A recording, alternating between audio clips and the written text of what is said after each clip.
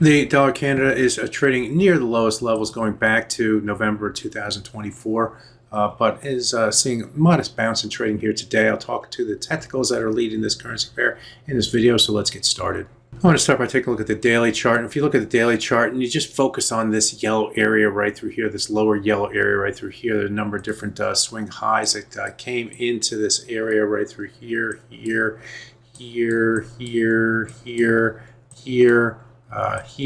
Had a failed break up above there, but then failed, and then I came back up to this area, traded above and below the area here before moving to the upside through here, and we hadn't returned back to that level since this time in the November 2024 until the last few weeks where the price came, or a few days I should say, where the price came back into that area. We did dip a little bit below the low of that area at 1.3843, but as you can see, the price has rotated modestly to the upside, trading a little bit above the high of it, a little bit below the low of it over the last few days. Currently trading within that area between 0.3843 and 0.3898. Let's call it 0.39.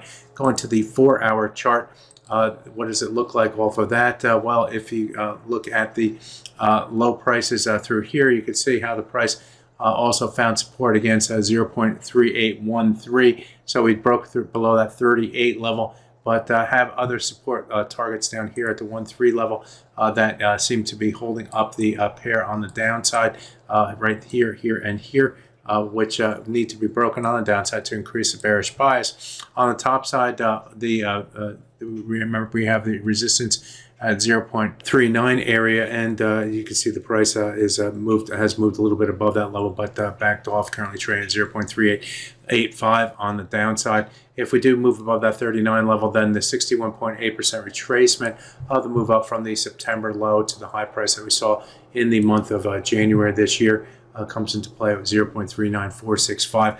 Ultimately, however, the price would need to get above the 200-day moving average. That's this green line in the chart. We hadn't been below that moving average since this point, going back to September of 2024. The price fell below the 200-day moving average back here at the beginning of the month, and has not been above that level since that point. So getting back above that level at 1.3999, let's call it 140, a nice round number, will be needed to increase the bullish bias in the dollar versus Canada. So sellers remain in control here in this pair below the 139 level, below the 139.46 level.